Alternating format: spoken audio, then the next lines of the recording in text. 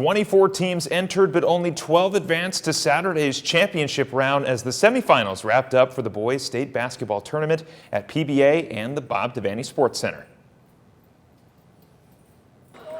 Let's begin with Ainsworth taking on that bracket buster team, GACC. It was a great game early on as Trey Applet drives and hits the jumper from the top of the key. Nice bucket there. The home crowd loves it. After a Blue Jays bucket, Applet responds this time from beyond the arc for three. That's good. Blue Jays lead by 4. But check out this heads-up play by Connor Karalik. He's going to throw it off Carter Nelson's back and score for 2. Nice play there. But the Husker commit and human highlight reel would respond in a big way. Nelson with the reverse dunk. What a play by the big fella. He is absolutely fired up, and so are those Bulldog fans. We keep it going.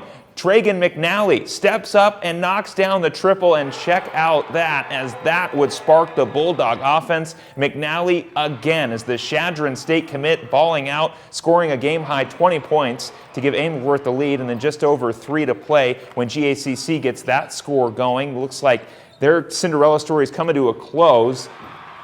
Another bucket there for the Bulldogs.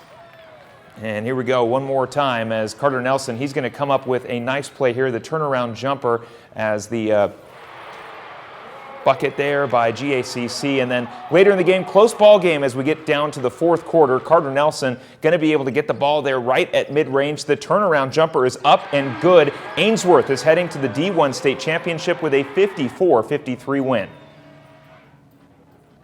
C2 semifinals now, Norfolk Catholic and Lincoln Lutheran. Warriors aiming for its first finals trip ever. Jump to the fourth quarter. All tied up at 30. Max Hammond giving the Knights the edge off the glass, team high 13 from him.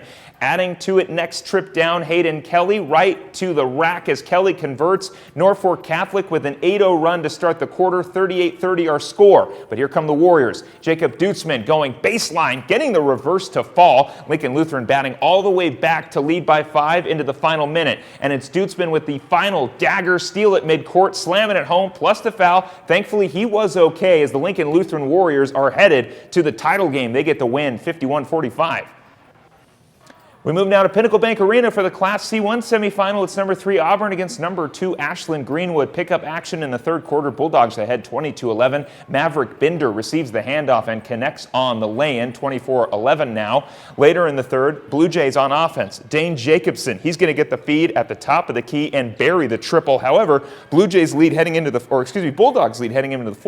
Fourth quarter, Blue Jays trying to make this a 10-point game. Dawson Thies makes a move, hangs and hits. Blue Jays trail 31-21. A little later, Blue Jays trying to cut the deficit to 6. Jacobson with the drive and dish to Landon Mose. 6-point game, but that's as close as they get. Auburn takes this one from the defending champs, 43-32. We move to Class B, where defending champs Omaha Skutt Catholic matching up with that top seed Crete Cardinals. First quarter, Cards trail 10-8. Kenner Svitak delivers a beautiful bounce pass to Trace Eggy, who hits the reverse lay-in, 10-10 ball game. A few plays later, Svitak with the bounce pass to Aiden McDowell, who throws it down with 2 hands. Cardinals lead heading into the second. Second quarter, McDowell, he's going to line up for this long 3. That's 3 of his first half, 21. Crete up heading into halftime. Second half, Skutt is starting to creep back. Skyhawks looking to make it a 6-point game. Brock Scholl will help. Fourth quarter, ball game tied up at 44. Scholl picks up the steal and goes coast to coast for the slam dunk. The Skyhawks will defend their title on Saturday. They beat Crete 55-47. And Skutt will take on the winner of this one. It's number 3 Scottsbluff taking on number 2 Norris. Titans looking for their first state title appearance since 2003. Pick it up in the third quarter. Titans 39-23. Three-pointer doesn't go, but Christopher Gardner is there for the rebound and the putback. 41-23 now. Later in the quarter, Evan Greenfield creates some space near the free throw line and sinks it. Norris is rolling. A little later, Alex Small working his way inside. Can't connect, but Gardner is there for the putback. He finished with a game-high 25. We keep it going. Quarter. Titans on defense as Barrett Bosinger comes up with the steal. He will go coast to coast all the way in for the lay-in. The Norris Titans are headed to championship Saturday. They get the win, 65-47. Man, it's so exciting. Like we've never done this before, so just to be in this situation, it's like so uplifting. It's so exciting. An unbelievable feeling. Like this has been our dream from like when we were tiny kids. You know, like playing in front of all those people, like playing for a state title. Like that's an amazing feeling. That's something not every Norris team has been able to do the last couple of years, and it just feels unbelievable.